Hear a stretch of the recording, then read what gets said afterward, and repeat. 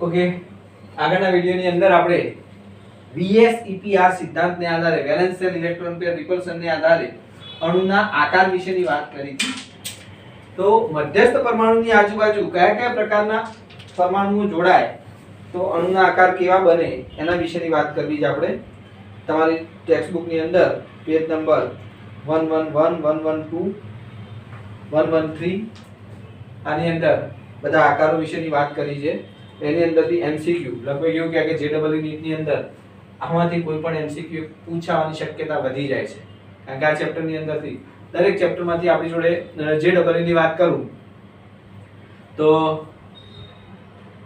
14 અને 16 ટૂંકમાં 30 ચેપ્ટર છે, બધામાંથી એક એક પ્રશ્ન પૂછી શકાય. નીટની અંદર થોડા વધારે પૂછાય, બે પ્રશ્નો પૂછાય. 11 12 નું વેઇટેજ 40% 60% ની જેમ જ છે. એમાં ચેપ્ટર 14 છે ને પેલા 16 છે, એટલે એ રીતે બી તૈયાર થઈ જાય આપણે. ઓકે, તો આપણે વાત કરતા હતા નિયમિત અણુ આકારો. નિયમિત અણુ આકાર કોને કહેવાય સાહેબ? બંધકારક ઇલેક્ટ્રોન મધ્યસ્થ પરમાણુની આજુબાજુ બધા બંધકારક હોય તો પછી કે સાહેબ કઈ સમજવાની જરૂર નહીં. ધારો કે AB2 પ્રકારનો અણુ કહું, AB2 પ્રકારના અણુ કોણ બનાવે તો કે સાહેબ બીજા આલ્કલાઇન સમૂહ. આલ્કલાઇન સમૂહ એટલે બે માં કેસર બા. આ બે માં કેસર બા વાળા તત્વો છે. ધારો કે BeCl2 ચલો, મધ્યસ્થ પરમાણુ જોડે બે ઇલેક્ટ્રોન છે અને બે પરમાણુ જોડાયા કે સાહેબ કોઈ અબંધકારક ઇલેક્ટ્રોનિક બનાવે, એટલે આ નિયમિત અણુ આકાર થઈ ગયો. રેખીય આકાર બંધકોણ 180 અંશ. હવે એક વસ્તુ યાદ રાખવાની કે જો રેખીય આકાર હોય તો સંકરણ sp હોય. સંકરણ કયું હોય? sp. તો આની અંદર રેખીય આકારમાં BeCl2 મતલબ મધ્યસ્થ પરમાણુ જોડે બે રસ્તા પડ્યા. જો બે રસ્તા પડે તો બે કક્ષકો હોય, મતલબ એક s અને એક p, તો sp સંકરણ બને. પણ હવે જુઓ, હું તમને એમ કહું કે બોરોન સમૂહની વાત કરું તો બોરોનની બાહ્યતમ કક્ષામાં કેટલા ઇલેક્ટ્રોન હોય? કે 3 ઇલેક્ટ્રોન. ચલો 3 ઇલેક્ટ્રોન હોય અને એ 3 Cl સાથે જોડાઈ જાય તો બોલો શું બનાવે? BCl3 બને. તો સાહેબ BCl3 બન્યું તો આ નિયમિત અણુ આકાર કહેવાય, જેનો આકાર કેવો બન્યો? સમતલીય ત્રિકોણ. બંધકોણ કેટલો હશે? 120 અંશ. સંકરણ કયું હશે કે સાહેબ 3 રસ્તા પડે છે ને તો 3 કક્ષકો હોવી જોઈએ, તો કે sp2 મતલબ એક s અને બે p. પહેલા s એક જ હોય બધામાં, પછી p આવે, પછી d આવશે. p વધી વપરાઈ જાય પછી. ઓકે, મધ્યસ્થ પરમાણુની આજુબાજુ જો બાલગાઇન ટાલ તો આ બધા જે તત્વો છે એ બધા એમની બાહ્યતમ કક્ષામાં 3 ઇલેક્ટ્રોન ધરાવે છે, અને જો આ બધા 3 જ બંધ બનાવશે તો એ બધો આકાર કેવો બનશે? એમનો નિયમિત આકાર બનશે. પરંતુ હું વાત કરું કાશી જઈ સ્નાન લે તો આ બધા તત્વોની બાહ્યતમ કક્ષામાં 4 ઇલેક્ટ્રોન હોય. 14મો સમૂહ છે. તો કાર્બનની આજુબાજુ જો 4 ઇલેક્ટ્રોન હોય તો મધ્યસ્થ પરમાણુની આજુબાજુ એ 4 ઇલેક્ટ્રોનની જોડે એ ધારો કે CCl4 બનાવવો છે મારે, તો CCl4 ની અંદર ચલો આ બધા Cl એ ભાગીદારી કરી તો 4 બંધ બનાયા. તો આ 4 બંધનો અણુ આકાર કેવો હશે? કેવો અણુ આકાર હશે? તો સાહેબ સમચતુષ્ફલકીય આકાર. કેવો હશે? સમચતુષ્ફલકીય આકાર મધ્યસ્થ પરમાણુ જોડે. તો આનો બંધકોણ કેટલો? તો કે આ બંધકોણ હશે 109 અંશ 28 કળા. જો કળામાં લખું, કળા એટલે મિનિટ, તો 1 કલાકની અંદર 60 મિનિટ હોય અને 28 છે એટલે અડધી થઈ. તો ધારો કે મારે આવું ના લખું તો 109.5 અંશ લખાય. 109.5 અંશ એવું ના લખવું હોય તો 109 અંશ અને 28 કળા. કળા એટલે મિનિટ, એ રીતે પણ લખી શકો છો તમે. તો 109.5 અંશ હોવું જોઈએ. 109.5 અંશ આનો બંધકોણ CCl4 નું આ રીતનો આનો આકાર બનશે. આ એનો અણુ આકાર બને જુઓ 1 2 3 અને નીચેનું 4 ફલક એટલે સપાટી. આ એક સપાટી, આ બીજી સપાટી, આ ત્રીજી સપાટી અને નીચેની ચોથી સપાટી. 4 સપાટી એટલે 4 ફલક એટલે એને સમચતુષ્ફલકીય આકાર કહેવાય. હવે મને કહો સાહેબ CCl4 ની અંદર મધ્યસ્થ પરમાણુ કેટલા રસ્તા પડે? 1 2 3 4. 4 રસ્તા પડે એનો મતલબ એની જોડે 4 કક્ષકો હોવી જોઈએ. તો 4 કક્ષકો એટલે sp3. તો હું એમ કહી શકું કે CCl4 માં કયું સંકરણ? sp3. BeCl3 અથવા BF3 માં કયું સંકરણ? તો કે sp2. BeCl2 માં કયું સંકરણ? sp. સમજ પડી ને સંકરણમાં? ઓકે, હજુ આગળ વધીએ આપણે. PCl5 તો કે સાહેબ ફોસ્ફરસની આજુબાજુ નાપાસ સબી આ બધા 15મો સમૂહ બાયતમ કક્ષામાં 5 ઇલેક્ટ્રોન, એમાં નાઇટ્રોજન 5 બંધ નહીં બનાવતો, બાકીના બધા બનાવે છે. તો આપણે ફોસ્ફરસની વાત કરું તો ચલો ફોસ્ફરસની બાયતમ કક્ષામાં કેટલા ઇલેક્ટ્રોન? સાહેબ 5 ઇલેક્ટ્રોન. 3 4 5 5 ઇલેક્ટ્રોન છે તો 5 Cl જોડાઈ જાય. Cl Cl Cl Cl Cl. Okay, તો આ જે અણુ આકાર બન્યો કયો બન્યો? આ અણુ આકાર કયો બન્યો? તો કે જુઓ સાહેબ, આ ત્રિકોણ અને આ ઉપરથી પિરામિડ બનશે. ત્રિકોણીય દ્વિપિરામિડલ. ત્રિકોણીય દ્વિપિરામિડલનો આકાર આપણે હમણાં જોયો તો. જુઓ આ ત્રણ વચ્ચે વાળા Cl, આ ઉપર નીચે વાળા Cl, P વચ્ચે છે PCl3. તો જુઓ આ એક ત્રિકોણ ઉપરથી બન્યો, આ એક ત્રિકોણ બની ગયો, આવો ને આવો ત્રિકોણ નીચે બીજો બનશે અને આ બે ત્રિકોણ ભેગા કરીને પિરામિડ જેવું થાય. તો આને કહીશું આપણે ત્રિકોણીય દ્વિપિરામિડલ. અને ત્રિકોણીય દ્વિપિરામિડલ હોય તમારે ટોટલ કેટલા રસ્તા પડ્યા મધ્યસ્થ પરમાણુથી? કેટલા રસ્તા પડ્યા? 3 અને 2 5. તો 5 રસ્તા પડે તો આની અંદર 5 રસ્તા પડ્યા તો કઈ સંકરણ હશે? તો સાહેબ sp3d 5 હોવી જોઈએ. તો એક s 3p અને એક d, કારણ કે 3p આવી ગઈ. હવે p4 ના લખાય, અરે sp4 ના લખતા સાહેબ, p4 હોય ના સાહેબ, p તો 3 જ પ્રકારની હોય એટલે sp3d. આ સંકરણ બી પૂછાય પરીક્ષામાં. ઓકે, હવે આગળ વધીએ. સલ્ફર. સલ્ફરની બાયતમ કક્ષામાં 6 ઇલેક્ટ્રોન. ઓ સર સેટેપો. તો આની અંદર બધા ફ્લોરીન જોડી કાઢીએ આપણે. બધા ફ્લોરીન જોડી કાઢીએ તો બોલો કયો આકાર બનશે? તો જો આ ચોરસ, ઉપરથી નીચેથી તો અષ્ટફલકીય આકાર બનશે. કયો આકાર બનશે? અષ્ટફલકીય આકાર બનશે. જો આ વચ્ચે વાળી ગ્રીન વાળા ને ચોરસ ગણી લો આપણે. આ ગ્રીન ના જે ચોરસ, એની ઉપર એક, એની નીચે એક. તો આ 4 ફલક ઉપરથી, 4 ફલક નીચેથી, 8 ફલક ભેગા થાય તો એને શું કહેવાય? અષ્ટફલકીય આકાર કહેવાય. 4 ફલક ઉપર, 4 ફલક નીચે, અષ્ટફલકીય આકાર બન્યો SF6 નો. તો આની અંદર કેટલા રસ્તા પડે છે મધ્યસ્થ પરમાણુથી? કેટલા પડે છે? 4 ને ઉપર નીચેના 6. તો 6 કક્ષકો થવી જોઈએ. એનો મતલબ હું એમ કહી શકું કે SF6 માં કયું સંકરણ હશે? તો કે વારો સાહેબ 6. તો sp3d2, કારણ કે એક s 6 કક્ષકો થવી જોઈએ. આ રહી 3 ને 4 ને 2 6 થઈ ગઈ. તો આમાં sp3d2 સંકરણ હશે. તો આપણને સંકરણ વિશેની માહિતી હોવી જોઈએ. આ બધા નિયમિત અણુ આકારો હતા સાહેબ. નિયમિત અણુ આકારો તમે એક્ઝેક્ટલી કોઈ પણ નિયમિત અણુ આકાર એટલે શું? તો કે સાહેબ જે સમૂહનો નંબર હોય એટલા એની આજુબાજુ બંધ બનાવ્યા હોય તો સમજી લેવાનું કે નિયમિત અણુ આકાર. જેમ કે બીજો સમૂહ છે, બાજુ 2 બંધ બનાયા, 2 માં કેસર 12, તો એ નિયમિત અણુ આકાર. બાલ ગાયન ટાલ 13મો સમૂહ છે, ત્રીજો સમૂહ છે, તો 3 બંધ બનાયા તો નિયમિત અણુ આકાર. 3 બંધ હોય તો સાહેબ ત્રિકોણ હોય, ત્રિકોણ હોય તો 120 નો ખૂણો હોય, એમાં sp2 સંકરણ હોય. સીધી વાત. કાશી જઈ સ્નાન લે 14મો સમૂહ અથવા ચોથો સમૂહ. રોમનાંકમાં બોલું તો ચોથો. નિયમિત આકારો બોલું આધુનિક આવર્ત કોષ્ટકમાં તો 14મો સમૂહ. બાયતમ કક્ષામાં કેટલા ઇલેક્ટ્રોન હોય? 4 ઇલેક્ટ્રોન. 4 ઇલેક્ટ્રોન હોય તેનો મતલબ જો એ 4 બંધ બનાવે તો સમજવાનું કે નિયમિત અણુ આકાર. 4 બંધ બનાવે તો કયો આકાર બને? સમચતુષ્ફલકીય આકાર. કેટલો બંધકોણ હોય? 109 28 કળા તો 109.5 4 બંધ બનાવે તો કેટલો આકાર હોય? 109 28 કળા. સંકરણ કયું હોય? 4 કક્ષકો ભેગી કરો. sp3 કયું સંકરણ હોય? sp3. નાપાસ સબી 15મો સમૂહ. બાયતમ કક્ષામાં 5 ઇલેક્ટ્રોન હોય તો 5 ઇલેક્ટ્રોન હોય જો 5 બંધ બનાવે, 5 બંધ બનાવે તો કે સાહેબ ત્રિકોણીય દ્વિપિરામિડલ. કયો આકાર બને? ત્રિકોણીય દ્વિપિરામિડલ. મગજમાં મૂકી રાખવાનું કે નાપાસ સબી વાળામાંથી જો એ નિયમિત અણુ 5 બંધ બનાવે તો ત્રિકોણીય દ્વિપિરામિડલ હોય. એમાં સંકરણ કયું હોય? કે સાહેબ 3 2 5 એટલે એક s 3p અને એક d એટલે sp3d. કયું સંકરણ હશે એમાં? sp3d. ચલો એમાં બંધકોણ કેટલા હોય? તો કે સાહેબ એમાં 120 ના બંધકોણ હોય અને 90 ના હોય. મગજમાં યાદ રાખવાનું 120 અને 90 ના બંધકોણ હોય. એના પછી આગળ વધીએ. મધ્યસ્થ પરમાણુ ઓ સર સેટેપો 16મો સમૂહ. બાયતમ કક્ષામાં 6 ઇલેક્ટ્રોન હોય. જો 6 ઇલેક્ટ્રોન હોય અને 6 બંધ બનાવ્યા હોય SF6 તેનો મતલબ નિયમિત આકાર થયો. એક ઇલેક્ટ્રોન પડ્યો નહીં રહ્યો. પડ્યો રહ્યો એટલે અબંધકારક ઇલેક્ટ્રોનિકમાં નહીં હોય. એટલે આ E વાળું નહીં હોય ત્યાં સુધી તમારે કોઈ લોચા નહીં. SF6 હું કહું, SeCl6 કહું, SeF6 કહું, આ બધા ઓ સર સેટેપો વાળા જો 6 બંધ બનાવે તો નિયમિત અણુ આકાર. તો આપણે એમાં કોઈ કન્ફ્યુઝન નહીં, આંખો બંધ કરીને કોઈ સિદ્ધાંતની જરૂર નહીં, તમે એનો અણુ આકાર કહી શકો. આપણા 5 અણુ આકારો આપણા મગજમાં ક્લિયર હોય છે: રેખીય, ત્રિકોણ, સમચતુષ્ફલકીય, ત્રિકોણીય દ્વિપિરામિડલ અને અષ્ટફલકીય. આ 5 આકારોમાંથી કોઈ એક આકાર હોય. પણ જો સાહેબ એની અંદર અબંધકારક ઇલેક્ટ્રોન યુગ્મ હોય તો એનો અણુ આકાર VSEPR valence shell electron pair રિપલ્શન સિદ્ધાંત મુજબ નક્કી કરવો પડે. એનો મતલબ કે તમારી ટેક્સ્ટબુક ની અંદર પેજ નંબર 111 ઉપરનું કોષ્ટક જોવાનું છે. આપણે 110 ઉપરનું જે કોષ્ટક હતું એ નિયમિત અણુ આકારો વાળું.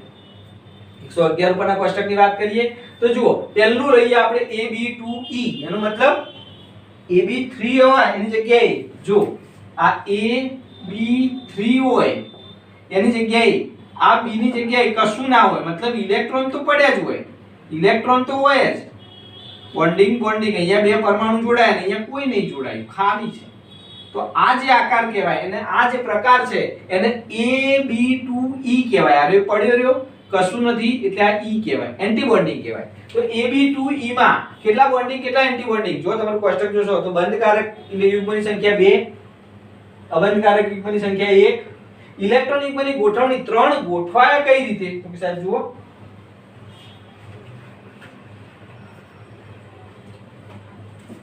A અહીંયા બે એમનેમ પડ્યા રહ્યા, અહીંયા બે બોન્ડિંગ આયા, આ B આયા, મતલબ બધા ઇલેક્ટ્રોન યુગ્મ ગોઠવાયા કઈ રીતે? સાહેબ ઇલેક્ટ્રોન યુગ્મની ગોઠવણી તો ત્રિકોણીય રીતે, કારણ કે ટોટલ કેટલા છે? 2 ને 1 3, તો 3 રસ્તા પડ્યા. તો 3 રસ્તા પડ્યા હોય તો એનો મતલબ કે 2 અને 1 ટોટલ 3. તો આની અંદર કયું સંકરણ હશે? તો સાહેબ sp2 સંકરણ હશે એવું કહીશું. હા, એક VSEPR સિદ્ધાંત એવું કહે છે કે સાહેબ આ કક્ષક જે છે ને એનું કદ આવું હશે. નાયહોલ અને ગિલેસ્પીએ શું કીધું હતું? અબંધકારક ઇલેક્ટ્રોન યુગ્મ ધરાવતી કક્ષક અવકાશમાં વધુ જગ્યા રોકે છે, એનું અપાકર્ષણ પણ વધારે હોય. આ બેમાં જે આ બોન્ડિંગ નું આ બંધકારક નું જે અપાકર્ષણ હશે એના કરતા અબંધકારક નું અપાકર્ષણ કેવું હશે? વધારે હશે. બેલેન્સ શેર ઇલેક્ટ્રોન પેર રિપલ્શન માં ભળી ગયા. તો સાહેબ હવે ઉદાહરણ આપી સમજાવો તો જુઓ, ઓઝોન. તો ઓઝોન ની અંદર આ બાજુ 2 ઓક્સિજન મૂકી દઈએ. ચલો અહીંયા ઇલેક્ટ્રોન યુગ્મ મૂકી દઉં. અહીંયા આ રહીએ અબંધકારક ઇલેક્ટ્રોન યુગ્મ. આ બોન્ડિંગ નો બંધકારક ઇલેક્ટ્રોન યુગ્મ અવકાશમાં ઓછી જગ્યા રોકે. વાસ્તવમાં આનો બંધ કોણ હોવો જોઈએ? 120 નો હોવો જોઈએ. આ 120 કેમ? તો કે સાહેબ ઇલેક્ટ્રોન યુગ્મની ગોઠવણી ત્રિકોણીય આકારે. ઇલેક્ટ્રોન યુગ્મની ગોઠવણી અહીંયા મારે લખવું એટલે લખાય ત્રિકોણીય આકાર, સમતલીય ત્રિકોણીય. પણ અણુનો આકાર કે સાહેબ હું એક્સ-રે પાડવા જાઉં ને તો એક્સ-રે ની અંદર પરમાણુના ઇલેક્ટ્રોન ના દેખાય સાહેબ. પરમાણુના કેન્દ્ર આપણે રુથરફોર્ડે પ્રયોગ કર્યો તો રુથરફોર્ડમાં શું હતું સાહેબ? 20001 અથડાઈને પાછું આવતું હતું. એનો મતલબ કેન્દ્ર હશે ને એની જ ખબર પડશે. આપણે એક્સ-રે હું છોડીશ ને તો જે કેન્દ્રને અથડાઈને પાછું આવશે, મતલબ આ 3 ટપકા બતાવશે, આ 3 ટપકા બતાવશે. હવે અહીંયા કશું આવું થવાનું કારણ ધારો કે સાહેબ આ O3 છે તો હું આ રીતે જ ના લખી દઉં, આ O3 જ કહેવાય ને. પણ આવું થવાનું કારણ એક O અહીં હશે, એક O અહીં હશે ને એક O અહીં હશે. એનો મતલબ કે અહીંયા કોક હોવું જોઈએ જે આપણને એક્સ-રે માં દેખાતું નથી. એવું તારણ કાઢવું પડે આપણે. નહીંતર આવો વણેલો આકાર શું કામ થાત? આવો રેખીય આકાર ના બન્યો હોત ઓઝોનનો. 3 O આ રીતે મૂકી દો. પરંતુ આપણે એક્સ-રે ઉપરથી આપણને આવો આકાર મળ્યો, મતલબ આવા 3 ટપકા મળ્યા, 3 ટપકાને જોડી દીધા તો આ રીતનો આકાર બન્યો. એનો મતલબ કે અહીંયા એક ખાલી ઇલેક્ટ્રોન યુગ્મ પડી રહ્યું હશે. આને કહીશું આપણે અબંધકારક ઇલેક્ટ્રોન યુગ્મ. હવે આ બંધકોણ ખરેખર જો આ બધા 3 રસ્તા પડે છે એટલે sp2 સંકરણ હશે અને બંધકોણ 120 હોવો જોઈએ. પરંતુ હવે અહીંયા VSEPR સિદ્ધાંત લાગુ પડે કે સાહેબ આ અબંધકારક ઇલેક્ટ્રોન યુગ્મ ધરાવતી કક્ષક અવકાશમાં દરેકમાં આ જ રીઝન લખવાનું. અબંધકારક ઇલેક્ટ્રોન યુગ્મ ધરાવતી કક્ષક અવકાશમાં વધુ જગ્યા રોકે છે, એના કારણે એની અપાકર્ષણની માત્રા બંધકારક કરતા કેવી હોય? વધારે હોય છે. ધારો કે આ બે બંધકારક, આ અબંધકારક. અબંધકારક ઇલેક્ટ્રોન યુગ્મ ધરાવતી કક્ષકની વાત કરું તો આ અબંધકારક ઇલેક્ટ્રોન યુગ્મ, આ બે બંધકારક. બંધકારક ને કારણે અબંધકારક છે, આ બે વચ્ચે અપાકર્ષણ કેવું કરશે? વધારે કરશે, કારણ કે આ જગ્યા વધારે રોકે છે. એના કારણે ખરેખર 3 ગોઠવાય 120 ના એંગલે, પણ આનું અપાકર્ષણ આ બે ઉપર વધારે લાગશે. એના કારણે આ બંધકોણ સંકોચાશે. કેમ? તો કે સાહેબ આ બંધકારકમાં અપાકર્ષણ ઓછું છે, આ બંધકારકનું અપાકર્ષણ વધુ છે, એના કારણે આ બંધકોણ સંકોચાઈને 119.5 નો થશે. મસ્ત કારણ પૂછાય કે SO2 માં બંધકોણ 120 ને બદલે 119.5 નો છે. સમજાવો. તો સાહેબ SO2 ની અંદર સલ્ફર એની જોડે બે ઓક્સિજન હોય. જુઓ આ જ વસ્તુ જે ઓઝોનમાં હતી એવી સલ્ફર જોડે એક અબંધકારક ઇલેક્ટ્રોન યુગ્મ.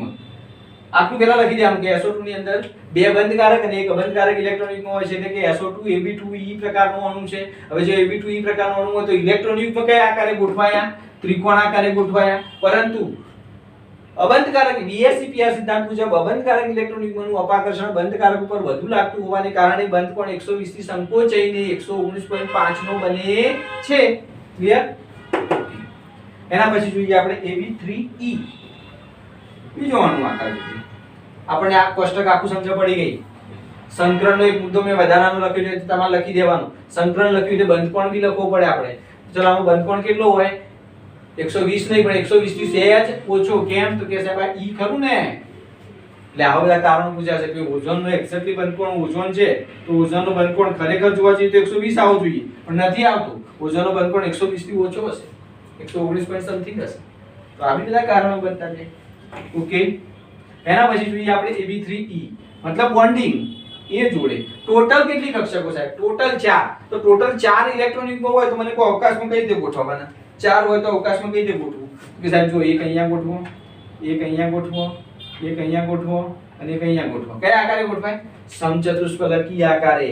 સમચતુષ્ફલકી આકારે ગોઠવાય એટલે અહીંયા બી, અહીંયા બી, અહીંયા બી, પણ અહીંયા કોઈ નહીં હોય. કોઈ નહીં હોય એટલે સાહેબ કે સાહેબ આ ઇલેક્ટ્રોન યુગ્મ અવકાશમાં વધુ જગ્યા રોકશે. એટલે ખરેખર આમ જોવા જવું તો આ Ab3E આ E થઈ ગયું, કશું નથી જોડાયું. એનો મતલબ એક્ઝેક્ટલી આની 4 રસ્તા પડે તો આમાં Ab3E માં સંકરણ કયું મને કહો? ગણો સંકરણ કહો. કેટલા રસ્તા પડ્યા? 1 2 3 અને 4. આ બી રસ્તો જ કહેવાય. એક્સ-રે માં દેખાશે નહીં આપણને. કેમ નહીં દેખાય? એટલે સાહેબ ઇલેક્ટ્રોન દેખાતા છે કોઈ દાડો? ઇલેક્ટ્રોન અહીંયા કોઈ જોડાયું હોત ને તો એને અથડાઈને પાછું આવત, પણ કોઈ જોડાયું નહીં એટલે આ તો દેખાવાનું નહીં. એટલે આપણને આ 3 વસ્તુ જ દેખાશે, એટલે આપણને આવું દેખાશે. એટલે આ બનશે ત્રિકોણીય પિરામિડલ. એટલે ઇલેક્ટ્રોન યુગ્મ કઈ રીતે ગોઠવાયા? તો કે સાહેબ સમચતુષ્ફલકી આકારે. અહીંયા હું લખું ને ઇલેક્ટ્રોન યુગ્મની ગોઠવણી તો સમચતુષ્ફલકી આકાર. પણ અણુનો આકાર કહું તો સાહેબ અણુના આકારમાં E ના દેખાય. અણુના આકારમાં E દેખાય નહીં. એનો મતલબ કંઈક આવો થાય. જુઓ એક્ઝેક્ટલી ઇલેક્ટ્રોન યુગ્મ આ રીતે ગોઠવાયા. 3 બોન્ડિંગમાં 3 બી આયા એની જોડે, પણ એક અહીંયા કોઈ ના આવ્યું. હવે હું એક્સ-રે પાડવા જાઉં ને તો આ 3 ટપકા મને દેખાય. આ 3 વસ્તુ, ચારે વસ્તુ દેખાય. મધ્યસ્થી પરમાણુ આ 3 દેખાય, ઉપરવાળું દેખાય નહીં. એટલે હું તમને એમ કહું કે ઇલેક્ટ્રોન યુગ્મની ગોઠવણી તો કે સાહેબ સમચતુષ્ફલકી આકાર. સંકરણ તો એ sp3, પણ અણુનો આકાર એમોનિયાનો આકાર કેવો? NH3.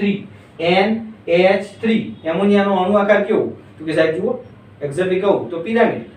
આ નીચેથી ઉપરથી ત્રિકોણ છે, ઉપરથી કેવું છે? ત્રિકોણ. ત્રિકોણ અહીંયા મૂકી દઉં તો બોલો પિરામિડ જેવું બને. આ રીતનો આકાર બનશે, ત્રિકોણીય પિરામિડલ આકાર બનશે. આમ બનશે ત્રિકોણ પિરામિડ આકાર. તો એમોનિયાની વાત કરીએ તો કે જુઓ સાહેબ અહીંયા n મૂકી દો. નાઇટ્રોજન પરમાણુની બાહ્યતમ કક્ષામાં કેટલા ઇલેક્ટ્રોન? 5. તો કે જુઓ સાહેબ 1 2 3 મૂક્યા એને. આ 3 ભાગીદારીમાં આયા બીના. અત્યારે H મૂકી દઈએ અહીંયા એટલે એમોનિયા ખબર પડી જાય તમને. ઉદાહરણ NH3. તો એમોનિયાની અંદર આ અબંધકારક ઇલેક્ટ્રોન યુગ્મ ટોટલ આમ ખરેખર આ બંધકોણ કેટલો હોવો જોઈએ? 109.5 અંશ હોવો જોઈએ. પણ સાહેબ આ અબંધકારક ઇલેક્ટ્રોન યુગ્મ ધરાવતી કક્ષક અવકાશમાં વધુ જગ્યા રોકશે. એના કારણે અપાકર્ષણની માત્રા કેવી થઈ જશે? વધી જશે. અહીંયા થયું એવું સાહેબ કે જુઓ આ કક્ષક જે હતી એ અહીંયા આવી ગઈ, આ કક્ષક આવી ગઈ. હવે આ 3 બંધકારક અને એક અબંધકારક, આ એક અબંધકારક. બોલો હવે આમ 4 કક્ષકો ગોઠવાઈ કયા આકારે? તો કે સમચતુષ્ફલકી આકારે. એટલે ઇલેક્ટ્રોન યુગ્મની ગોઠવણી લખું તો સમચતુષ્ફલકી આકાર. સંકરણ લખું તો સંકરણ કેવી થાય? બોલો 4 રસ્તા પડે. સંકરણ sp3 4 કક્ષક થવી જોઈએ. સંકરણ એ sp3, એમોનિયાનું સંકરણ એ sp3. પરંતુ સાહેબ BSEPR સિદ્ધાંત મુજબ આ અબંધકારક આના ઉપર ધક્કો લગાડશે, અબંધકારક આ બંધકારક ઉપર भी ધક્કો લગાડશે, અબંધકારક આ બંધ. કેમ? તો કે સાહેબ આ બે વચ્ચે અપાકર્ષણ, અહીંયા જે આ બંધકારક વચ્ચે જે અપાકર્ષણ છે બોન્ડ પેર વચ્ચે, એના કરતા અબંધકારક વચ્ચેનું અપાકર્ષણ કેવું હશે? જો વધારે હશે એના કારણે થશે એવું સાહેબ આ જે કક્ષક હશે એ આ ત્રણેયને આમ ધક્કો મારશે, આમ ત્રણેયને ધક્કો મારશે એના કારણે ત્રણેય બંધ સંકોચાશે.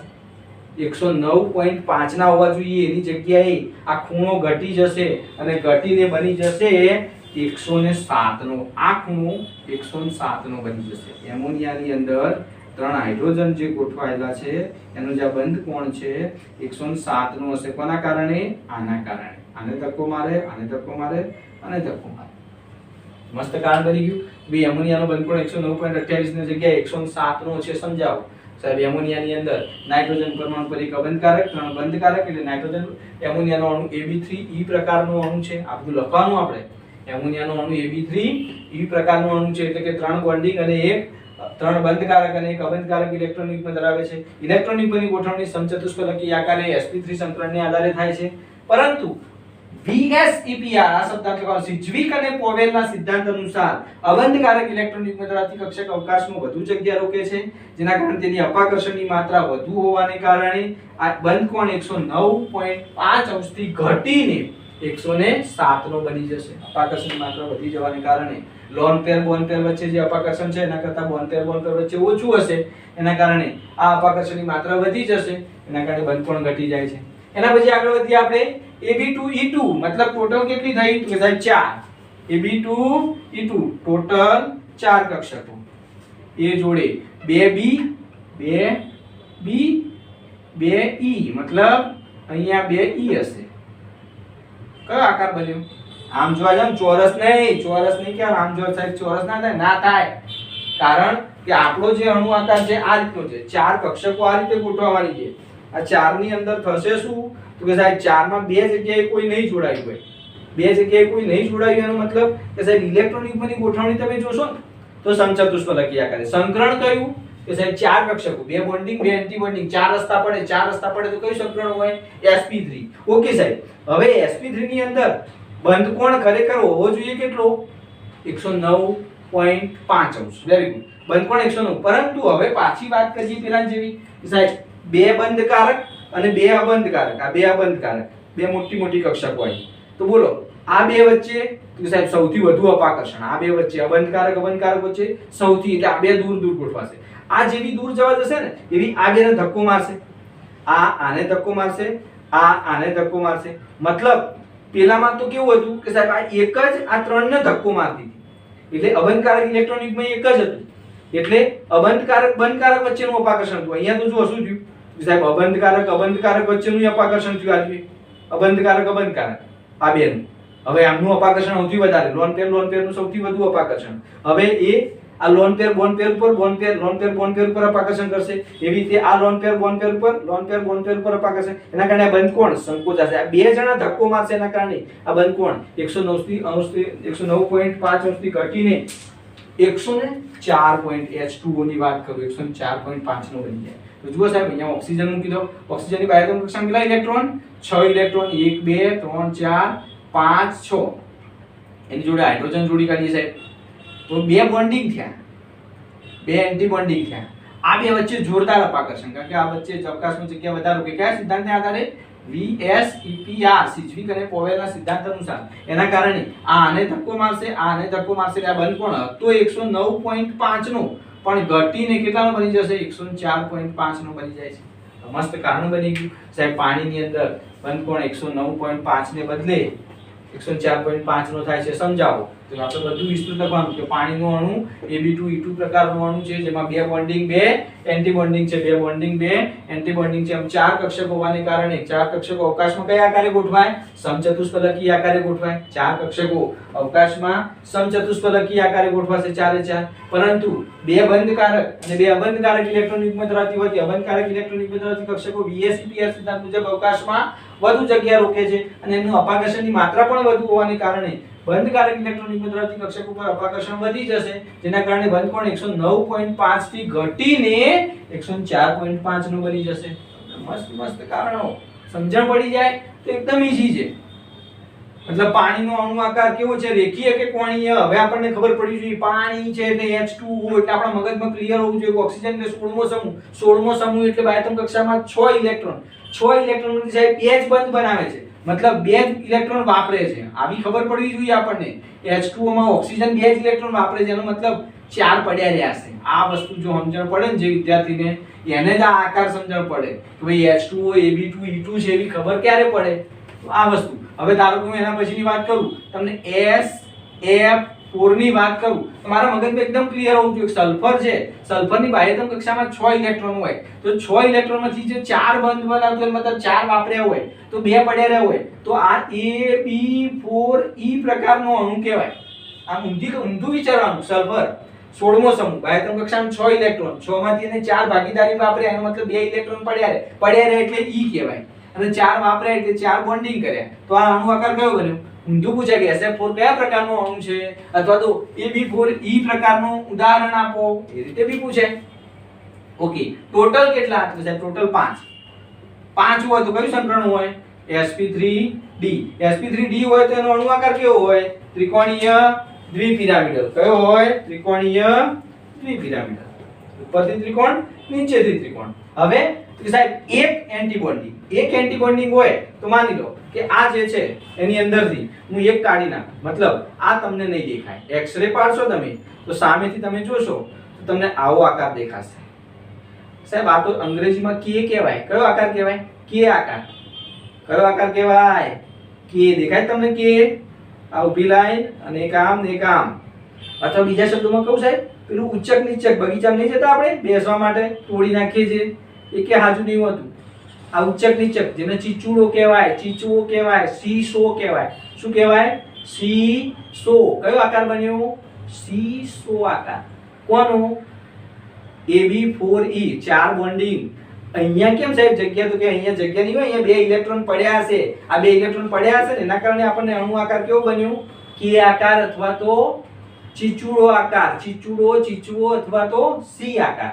એમાં સાહેબ બે ઓપ્શન આવે. ધારો કે એક આ બી આવે, અથવા તો અહીંથી હું કાઢી લઉં, અહીંથી કાઢી લઉં, ઉપરથી કાઢી લઉં, તો એ સાહેબ આમ આડકતરી રીતે કે આકાર બને. જુઓ આમ આવ્યો આમ અને આ ભાગ કે આકાર બને, પણ ચીચુડો બી બને, પણ બહુ વ્યવસ્થિત ચીચુડો ના બને સાહેબ. એટલે સ્થાયીની વાત કરું તો બંને જુઓ તમે ચોપડીમાં આપી છે પેજ નંબર 112 ઉપર, એમાં 2 કે આકાર આપ્યા છે. તો એમાંથી આ કે આકાર વધુ સ્થાયી કે આ રહ્યો? કે સાહેબ આ કે આકાર વધુ સ્થાયી. આ ચીચુડો પરફેક્ટ છે, કારણ કે આ અપાકર્ષણ અહીંયા 90 ના ખૂણે અપાકર્ષણ આવશે, અહીંયા બહુ દૂર રહેશે, એટલે સૌથી સ્થાયી કયો આવશે? કમ્પ્લીટ જે કે આકાર બનશે અથવા તો ચીચુડો આકાર બનશે, આ સૌથી વધુ સ્થાયી બનશે. ક્લિયર? એના પછી આગળ વધીએ આપણે. AB4E2. AB4E આવી ગયું. હવે AB3E2 મતલબ સાહેબ AB3E2 આનું ઉદાહરણ હવે ઊંધું જવું. જુઓ A એની જોડે 3 બોન્ડિંગ અને 2 એન્ટી બોન્ડિંગ. એ 2 એન્ટી બોન્ડિંગ એટલે આરે 4 ઇલેક્ટ્રોન હોવા જોઈએ અને આરે 3 ઇલેક્ટ્રોન હોવા જોઈએ, મતલબ 7 ઇલેક્ટ્રોન વાળું ઉદાહરણ લેવું પડે. એટલે હું ધારો કે લેવું હોય તો ClF3 લઈ શકું. ક્લોરીન બાહ્યતમ કક્ષામાં 7 ઇલેક્ટ્રોન, તો કે જુઓ 3 ઇલેક્ટ્રોન તો એને વાપરવાના છે, તો 3 વાપર્યા ક્લોરીન જોડે, તો એ 4 ઇલેક્ટ્રોન પડ્યા રહ્યા. E2 એન્ટી બોન્ડિંગ, તો જુઓ ક્લોરીન એની જોડે 1 2 3 વાપર્યા, 3 F વાપર્યા, 3 F વાપર્યા, આ 3 બોન્ડિંગ, તો કે સાહેબ હજુ 2 પડ્યા રહ્યા, તો આ 2 પડ્યા રહ્યા. કયો આકાર બને? તો કે સાહેબ ટોટલ કક્ષકો પેલા કહો મને. ટોટલ કહો કેટલી થઈ? કે 3 બોન્ડિંગ અને 2 એન્ટી બોન્ડિંગ 5 થઈ. 5 હોય તો કયું સંકરણ હોય? તો કે સાહેબ sp3d. સંકરણ બધાના ખબર હોવી જોઈએ. આમાં કયું સંકરણ હતું? 4 હતા, 2 3 ને 1 એટલે sp3. આમાં 2 2 ટોટલ 4 sp3. આમાં 2 4 અને 1 4 અને 1 5, તો કયું બને? sp3d. આમાં 3 અને 2 કયું બને? sp3d. અહીંયા એ જ વસ્તુ કહું છું તમને, 3 અને 2 કયું સંકરણ બને? sp3d. sp3d આકાર હોય સાહેબ તો એમાંથી કયો આકાર બને? sp3d હોય તો ત્રિકોણીય દ્વિપિરામિડલ. કયો આકાર બને? ત્રિકોણીય દ્વિપિરામિડલ. સોરી, ત્રિકોણીય દ્વિપિરામિડલ નો આકાર બનશે. ત્રિકોણીય દ્વિપિરામિડલ નો આકાર બનશે. આ રીતે એમાંથી સાહેબ 2 કાઢ નાખો. તો જુઓ આ 2 કાઢ નાખી, ધ્યાનથી જુઓ. મતલબ તમે એક્સ-રે પાડશો ને તો આ 2 જગ્યાએ કશું દેખાશે જ નહીં. આ 3 ટપકા દેખાશે ને વચ્ચે વાળું, મતલબ સાહેબ સીધું સીધું બોલું તો ટી આકાર બને. કયો આકાર બને? ટી આકાર. કયો બન્યો? ટી આકાર. આ સૌથી વધુ સ્થાયી. સાહેબ એવું જરૂરી નહીં તમે આ 2 જ કાઢી શકો. હું આ 2 બી કાઢી શકું, આ 2 બી કાઢી શકું. તો આમાં તમને ટી આકાર તો દેખાશે જ. આમાં બે કાઢ નાખ્યા મેં, તમને ટી આકાર દેખાયો, પણ પરફેક્ટ ટી ના બન્યું સાહેબ. જુઓ આ ટી છે થોડુંક વિચિત્ર, મતલબ અહીંયા બંધકોણ થોડુંક ઓછો થઈ જાય એટલે અપાકર્ષણ વધી જાય. એટલે આની અંદર બી 3 બંધારણ આપે. જુઓ Eb3E2 માં, Eb3E2 માં sp3d સંકરણમાં કયો આકાર બન્યો? ટી આકાર. ઉદાહરણ યાદ રહ્યું? ClF3 લખાય અથવા BrF3 લખો, તમે અહીંયા BrF3 લખો, IF3 લખો, કોઈ બી ઉદાહરણ લખી શકો, પણ હેલોજન વાળું લેવું પડે સાહેબ. હેલોજન વાળું લેશો તો જ આ તમે ઉદાહરણ આપી શકશો. ઓકે, જુઓ હવે આનો અણુ આકાર આપણે આ નહીં લઈએ સાહેબ, એની જગ્યાએ કોઈ પણ એક જ કક્ષકના આ બે લઈશું, આ રીતનું લઈશું. જો આ ટી આકાર બની ગયો છે, પરફેક્ટ ટી આકાર. તો ઉપરવાળા બે પડ્યા રહેશે. તમે ચોપડીમાં જોશો તમને પરફેક્ટ ખ્યાલ આવશે. એમાં જે પહેલો એ છે ને વધુ સ્થાયી છે, એટલે આ બે કાઢી નાખ્યા આપણે, મતલબ અહીંયા કોઈ નહીં જોડાયું. આ બે કક્ષકો અવકાશમાં વધુ જગ્યા રોકશે. આના બંધ કોણ વિશે તમે બહુ જટિલ માહિતી આપી શકો નહીં, કારણ કે થોડું વિચિત્ર પડે, કારણ કે અહીંયા અપાકર્ષણ કરે એના કારણે આ બંધકોણમાં શું થાય એ વિશે કોઈ કારણ પૂછી શકે નહીં પરીક્ષાની અંદર. તમને પૂછે તો આ ત્રણમાં જ પૂછી શકે, આમાં જ પૂછી શકે, અહીંથી આગળ જવી શકાય નહીં. એના પછી આગળ વધીએ આપણે તો AB5E મતલબ બોન્ડિંગ 5 અને એન્ટી બોન્ડિંગ 1. તો AB5E ની વાત કરું, AB5E total 5 bonding 1 anti bonding, એટલે આ 2 ઇલેક્ટ્રોન થયા અને આ 5 ઇલેક્ટ્રોન. ટોટલ કેટલા ઇલેક્ટ્રોન હોવા જોઈએ સાહેબ? 7 ઇલેક્ટ્રોન હોય ને એવો પરમાણુ, એટલે 17મો સમૂહ એટલે Cl. તમે Cl લઈ શકો અને ClF5 5 જોડી કાઢો. જો ClF5 એ શું ઉદાહરણ આપ્યું છે? BrF5 આપ્યું છે. પણ તમે જાતે બનાવીએ કોઈ ઉદાહરણ, ગોખવાની જરૂર જ નથી, કારણ કે 7 ઇલેક્ટ્રોન વાળું હોવું જોઈએ, એમાં 5 જોડવાના, એટલે ક્લોરીન બધામાં જોડાય છે. ક્લોરીન એટલે સૌથી મોટો ભિખારી, એટલે ક્લોરીન બધામાં જોડી શકો તમે. તો ClF5 ની વાત કરું તો જુઓ Cl એની આજુબાજુ 1 2 3 4 5 6 અને 7. હવે એમાંથી આ 4 જોડે તો એ F જોડાશે, 4 જોડે F જોડાશે અને આ 3 એમના એમ પડ્યા રહેશે. હવે 3 ઇલેક્ટ્રોન છે, મતલબ 1 2 3 4 સોરી 5 F જોડવાના છે ને આપણે, 5 F. ચલો 5 F જોડી કાઢ્યા સાહેબ, એક ઇલેક્ટ્રોન ઉપર પડ્યું રહેશે. ટોટલ કેટલા રસ્તા થયા? કેટલા થયા સાહેબ? 1 2 3 4 5 અને 6. આ બી રસ્તો જ કહેવાય. તો 6 રસ્તા થયા. તો કયું સંકરણ હોય? sp3d2. આમાં સંકરણ કયું? AB5E માં. તમને પરીક્ષામાં પૂછે AB5E માં સંકરણ જણાવો સાહેબ. sp3d2. કેટલા રસ્તા છે? 5 ને 1 6. તો 6 કક્ષકો થઈ જોઈએ. એક s 3 p 4 થઈ અને 2 d 6 થઈ ગઈ. ઓકે, આનો અણુ આકાર તો સાહેબ આ તો ચોરસ.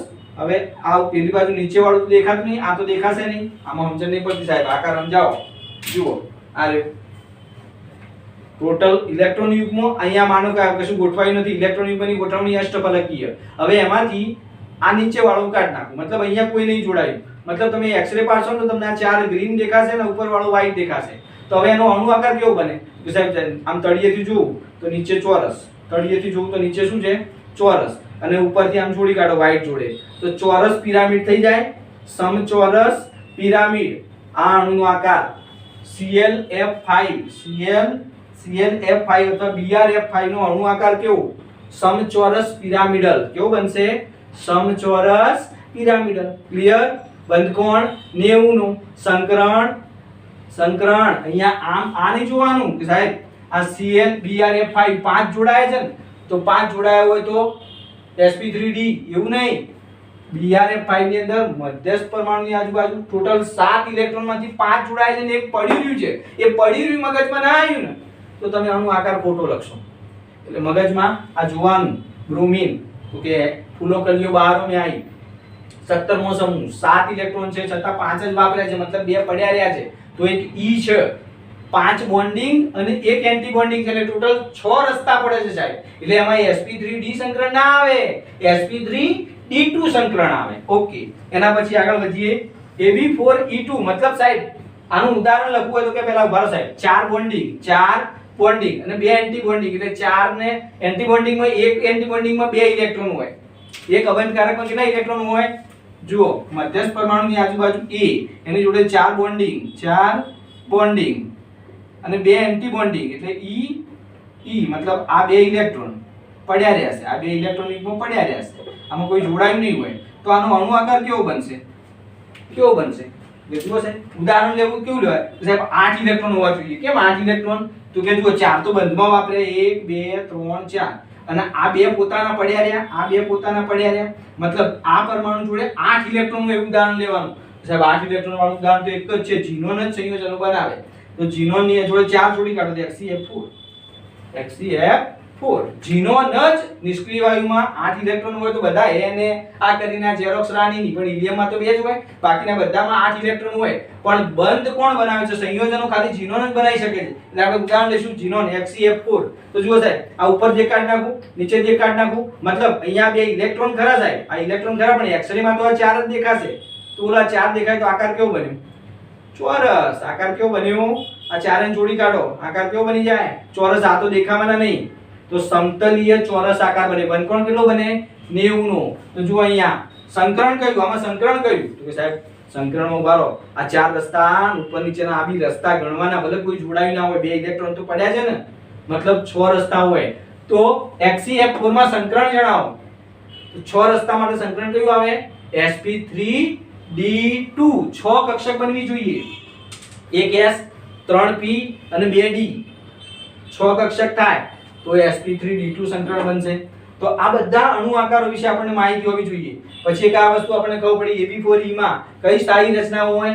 પેલો ચીચુડો, એક્ઝેક્ટ ચીચુડો બને રહીએ, મતલબ તમારે ચોપડીની અંદર b પ્રકારની ઇલેક્ટ્રોન રચના, અને આની અંદર ab3e2 માં એક્ઝેક્ટ જે t બને, મતલબ વચ્ચેવાળા જે 3 હતા એમાંથી 2 કાઢ નાખીએ, વચ્ચેવાળા 3 જે હતા, વચ્ચેવાળા જે 3 હતા એમાંથી 2 કાઢ નાખવાના, આ 2 કાઢી નાખો તો જે t બને એ આકાર વધુ સ્થાયી. મતલબ MCQ માં કોઈ વખતે પૂછાય 3 આકૃતિઓ આપી દે અને તમને એમ કે નીચેનામાંથી કઈ રચના વધુ સ્થાયી છે, તો આપણને ખબર હોવી જોઈએ. તો આજનો આ જ ટોપિક હતો એ MCQ ને લગતો. આમાં ટોટલી એ પેજ નંબર 10 110 111 112 113 આ બધા MCQ માટે વાંચનમાં રાખવાના, જોતા રહેવાની આકૃતિઓ, મોડેલ મગજમાં પેનથી પેનો ગોઠવીને જોવાનું આપણે કે 2 હોય તો રેખીય, 3 પેનો ગોઠવીને ત્રિકોણીય, 4 ગોઠવીને સમચતુષ્ફલકીય, 5 ગોઠવીને પછી એના અણુ આકારો જોવાના અને એ રીતે યાદ રહી જશે. જો એ રીતે યાદ રાખશો તો જ રહેશે, બાકી ગોખ્યું તો મર્યા. કારણ કે મેક્સિમમ વિદ્યાર્થી મેં જોયા છે આ બધું ગોખે છે, ગોખવાથી યાદ ના રહે. સમજ પડી કે નહીં? તૈયાર કરી નાખજો. ધન્યવાદ.